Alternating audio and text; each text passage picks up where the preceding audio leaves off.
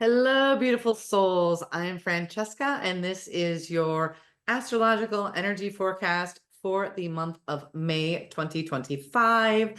And trust that whenever you stumble upon this video, the timing is absolutely perfect. All right. With that said, I'm going to give a brief overview of the transits that I think are most impactful this month, as well as lucky days for love connection and work creative projects. And then I did pull some juicy cards as per usual for insights, inspo, wisdom, all the beautiful magical things. All right, so if you like this video, give it a thumbs up, click subscribe, share with your friends, all the socials things. Thank you so much if you're a subscriber, and welcome if you're new, and hopefully by the end you will join this lovely tribe of folks as well. All right, so without further ado, let's dive in. Okay, so lots going on this month as per usual, but when I started to tune into the energy and I looked at the astrology, there's a lot going on, and it's all really amazing. Like, it doesn't have perhaps maybe that hard punch in the face that maybe we got in March, or maybe it was just me. But there's this beautiful flow. It really is a powerful month of blessings, truly. All right, so on the 2nd, we have Venus in Aries conjunct Neptune in Aries. So they meet in Aries and they're like, hey, what's up? How you doing? Then on the 4th, Pluto retrograde starts in Aquarius. So outer planets, this is my perspective from my studies. Outer planets kind of affect the collective overall and work more so in our subconscious than the planets that are closest to us, which affect us more on the daily. That's how I view things when I look at the chart. That doesn't mean they are more important or less important. It's just how they affect us in different ways. But they still affect us. So it's worth noting, looking at, and taking, time to get to know where those things are in your chart and all those yummy things. All right. On the 12th, we have the Scorpio full moon. Holla. What I absolutely adore about Scorpio is always intense, right? And Scorpio to me is, of all the zodiac signs, the one that really is about transformation, but transformation by going into like the underworld, right? And by really going deep, and sometimes gets a rap for being dark. Listen, there is both of everything in every sign, right? But like I said, Scorpio is not afraid to have that intensity to transform, right? And in order to transform, it has to come to the light. So you have to dive into that dark to then bring it to the light, the occult.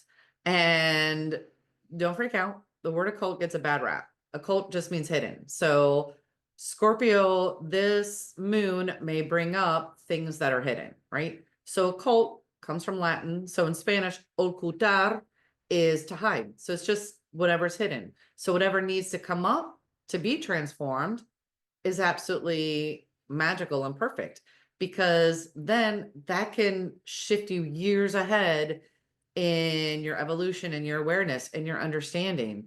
Amazing. All good things, right? All right. On the 20th, Sun enters Gemini. So happy birthday to Geminis. Starts your magical season. Then on the 24th, Saturn enters Aries, right? So we have another outer planet shifting. So once again, that is going to impact us, impact the collective. Then on the 25th, Mercury enters Gemini, and Mercury is the planet that rules Gemini. So for all you Geminis, power day for you all. Full throttle, like, plan this day around whatever you want to do. If you want to spend it alone, if you want to spend it in company, like if there's a ritual you're going to do for yourself, fabulous. Whatever it is, but a super power day for my Gemini friends out there. Then on the 26th, then we have the Gemini new moon. Super fabulous. So of course, as we know, every day there's always planetary movement. But like I said, when I take a look at the month, these are the things that pop out to me that are, from my perspective, probably the most impactful overall. All right. Then I comb through and I pull out days where I think that we'll just say our lucky days, our fortunate days, are days that are favorable. So interestingly enough, this month there are a ton. I feel like almost every day in May is a day of magic, and just overall luck. So I had to write them down because there's no way I was going to remember all these, which is great. I'm not complaining. I will take it, right? Um, so I did then separate between love, connection, and that can be, friends, family, pets, nature, however you connect, whatever you love. So got my little note card here. So those days are, so for love, connection, anything related to that are 2, 6, 9, 13, 22, 23. I feel like I'm calling bingo. So the 2nd, the 6th, the 9th, the 13th, the 22nd, and the 23rd. Then for work, creative projects.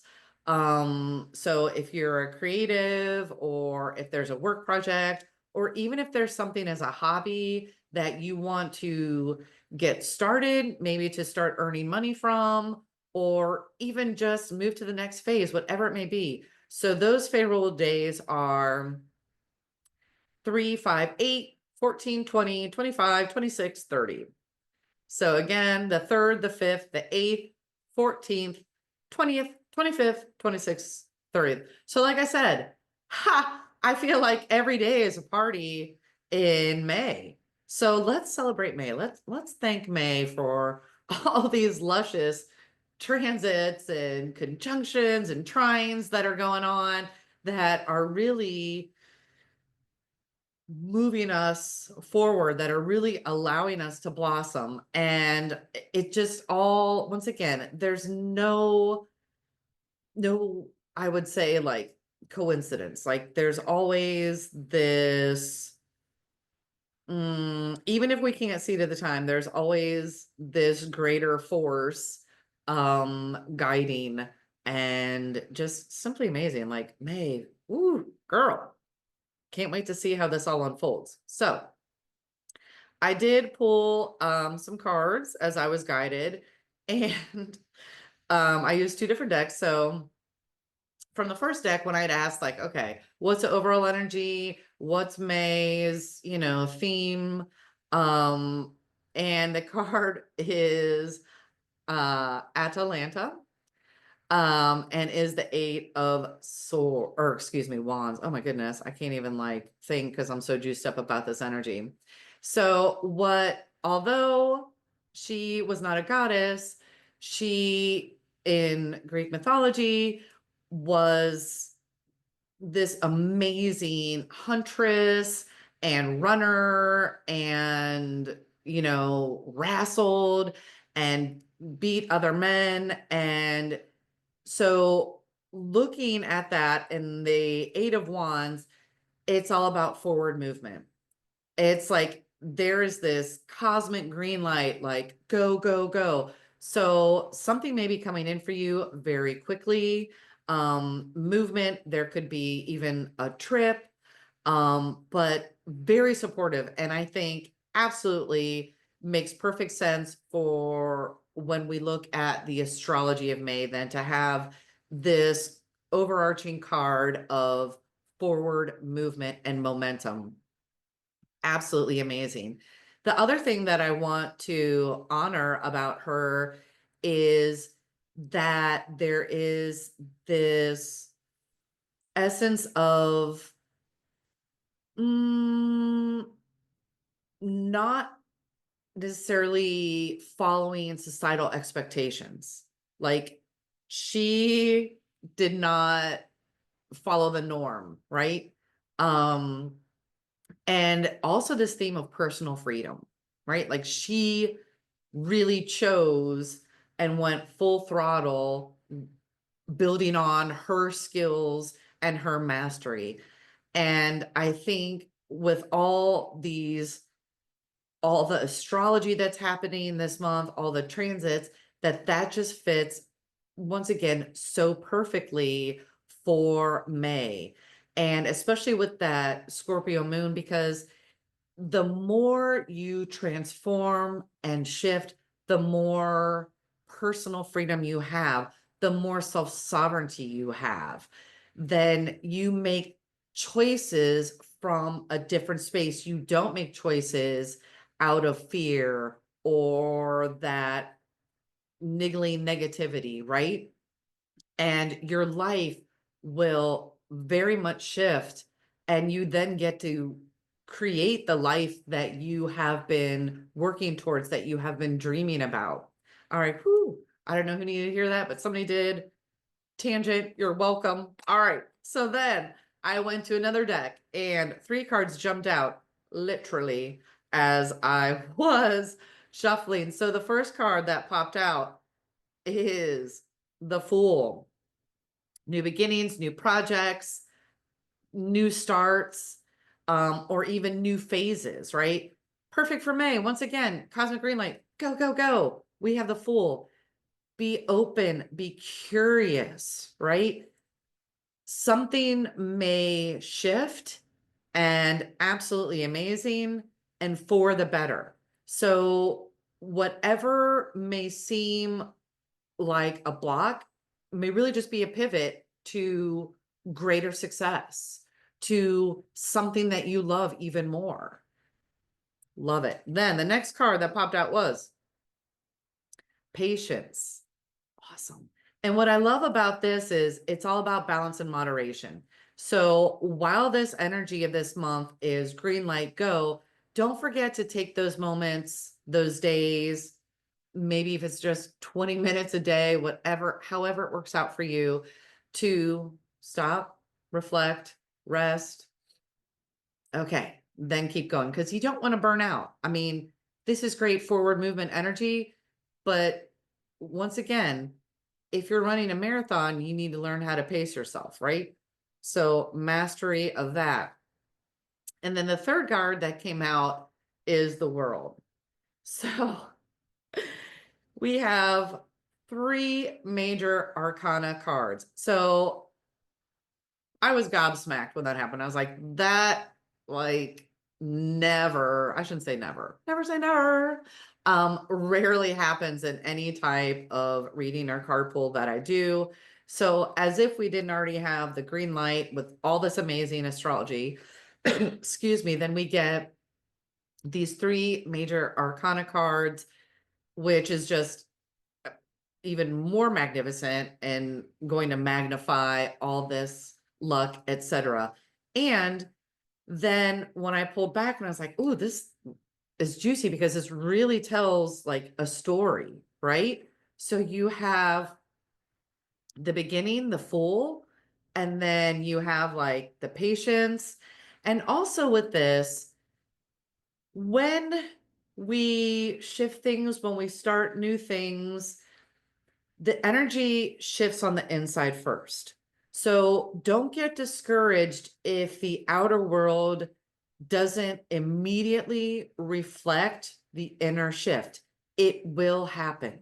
So it's just keep going. As long as you feel it on the inside, trust and know, and just keep doing what you're doing to maintain that frequency, that vibe, whatever you are doing, because then the end result is you get everything that you want. It comes full circle. And honestly, I gobsmacked. I would say I'm speechless, but obviously I've been talking this entire time. So but I was speechless for a minute. I promise. When I first pulled these cards, I was like, oh my goodness. Honestly, May, I welcome it. It is full of blessings and favorable days.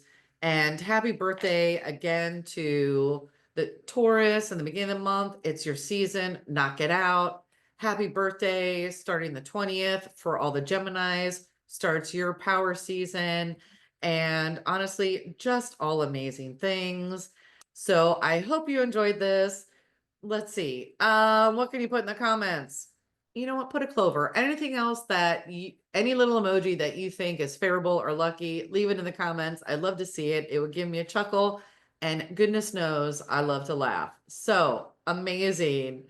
So take care of yourselves. Once again, click like, click subscribe, share with your friends, help spread the love vibes around the world. And until next time, more love vibes to come. Ciao.